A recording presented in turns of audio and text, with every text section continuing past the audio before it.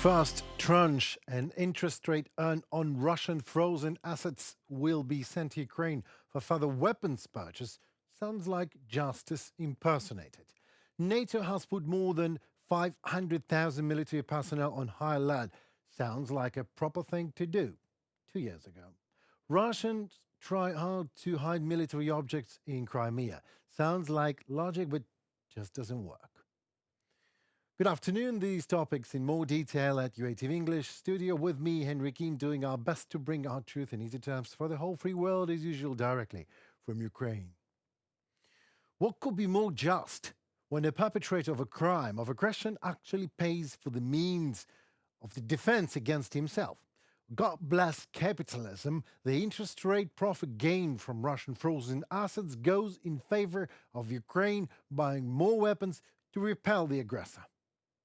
Today, ambassadors adopted the first installment under the Ukrainian plan of the Ukraine Facility Regulation, paving the way for the transfer of nearly 4.2 billion euros to support Ukraine's recovery, reconstruction and modernization. As a next step, the EU Council will move ahead with the written procedure. Hungarian presidency of the Council of the EU 2024 on social network X. And more to come.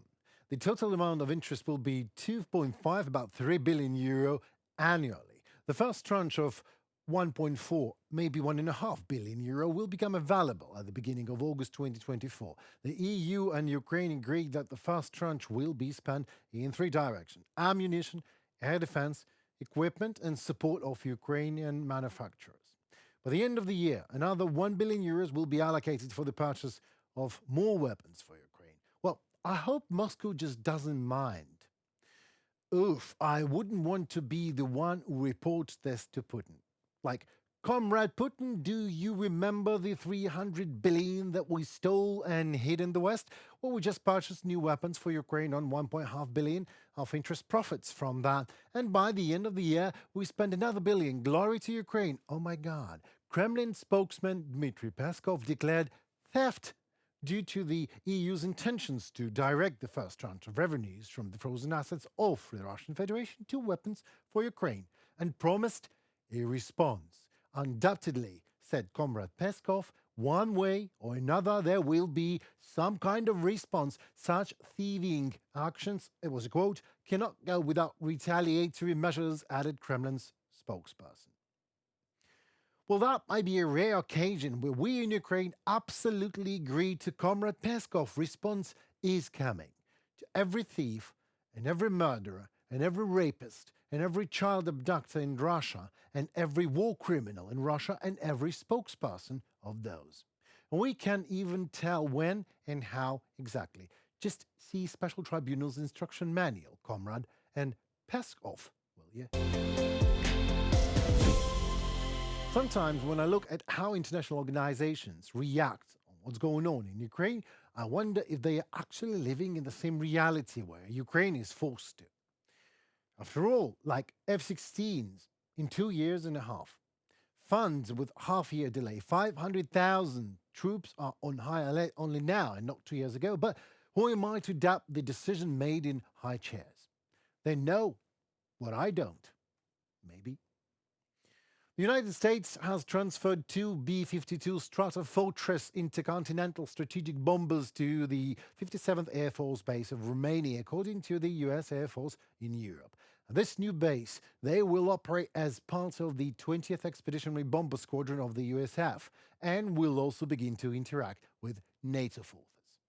Worth mentioning here that before arriving in Romania, American strategic bombers conducted a training flight over the border of Finland and, oh my God, Russia for the first time. According to the Norwegian newspaper The Barents Observer, the B-52 planes heading north to Lapland approached the Kola Peninsula as far as possible from the southwest. There, the bombers made a circle and again returned to the south. American pilots could see almost the entire peninsula, where Russian missile submarines are based, as well as the Olenia airfield, from which 295 MS strategic bombers regularly take off to strike Ukraine.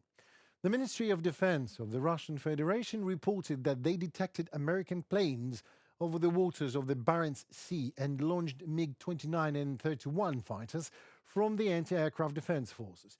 The US Air Force, in turn in Europe, confirmed that Russian fighters had indeed intercepted the strategic bombers, but the American planes did not change their course and continued their planned flight without any incident, after which they just went to the base in Romania. Western countries actually are preparing for war with Russia much faster than many in Moscow think. Serbian President Aleksandar Vučić said. According to him, until now Western countries wanted to fight remotely, I quote, through someone else, end of quote. But this approach is changing. We know this from military preparations. We know how they are being carried out, and I want to tell you, they are preparing for a military conflict.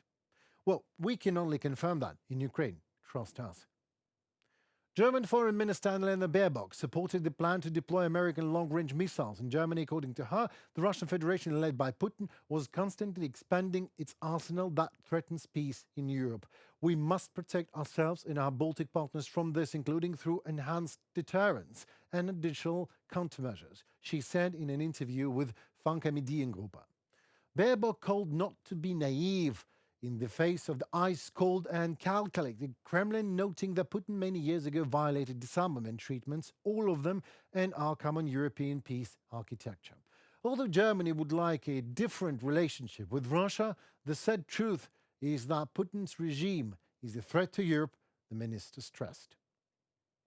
It is good to hear a voice of reason instead of leftists voicing their usual wish list. Peace for all, prosperity for all, let's negotiate with Putin and so on and so like. I have only one thing to add here. The next thing that happens when you try to negotiate with a dictator is his troops marching through Europe, just as it happened last time. Russians are trying to hide in Ukrainian Crimea. To protect the occupied Crimea from Ukrainian attacks on military facilities, the Russian military is stockpiling air defense and anti-missile defense equipment on the peninsula. The systems of air defense systems, of course, have to be removed from somewhere else in Russia, including the Far East, to be sent to Crimea. Well, currently, Crimea is extremely oversaturated with such means, as the representative of the main intelligence directorate of the Ministry of Defense of Ukraine, Andriy Yusov, commands. There are known cases of the removal of air defense systems from other borders areas, including the Far East, but also the introduction to a greater extent of experimental models of the next generation sea complexes. That is, they are trying to compensate for the losses of the air defense system. It is not easy to them to do this, but Crimea remains a priority. Andriy Yusov, representative of the main intelligence directorate of the Ministry of Defense of Ukraine. Well, also, as Yusuf notes, despite the fact that the peninsula remains an important factor for Russian military logistics, the occupiers have already relocated parts of the Black Sea Fleet of the Russian Federation away from Crimea to deeper Russia, Novorossiysk, including the headquarters infrastructures. Parts of the families of Russian occupational officials and collaborators also left Crimea. They're not waiting for any holiday season or anything, but simply are trying to save their lives, Yusuf notes. Ukrainian drones attacked a ferry in the port of Kavkaz in the Kerch Strait on the morning of July 23rd. According to the head of the Krasnodar region, Veniamin Kondratiev, there are injured and dead amongst the crew members and port employees, and emergency services were trying to extinguish the fire. Port Kavkaz is located 12 kilometers north of the Crimean Bridge, just by the way, from where passengers' ferries run 24/7 to the annexed Crimea. Well, I think that might spoil the schedule just a little bit. Well, don't get me wrong. The hard truth in easy terms here. Crimea is Ukraine, and so Ukraine will keep on informing Russian military occupiers about it until they leave, dead or alive. That's it for this episode. It was me, Henry Keane, and my lovely team at UATV English, hopefully to bring some hard truth in easy terms for you. Please like, share, and comment. Your voice actually matters, as it in turn helps Ukrainian voice to be shared worldwide. More to come already tomorrow, so stay safe and tuned for more. Thank you so very much. See you.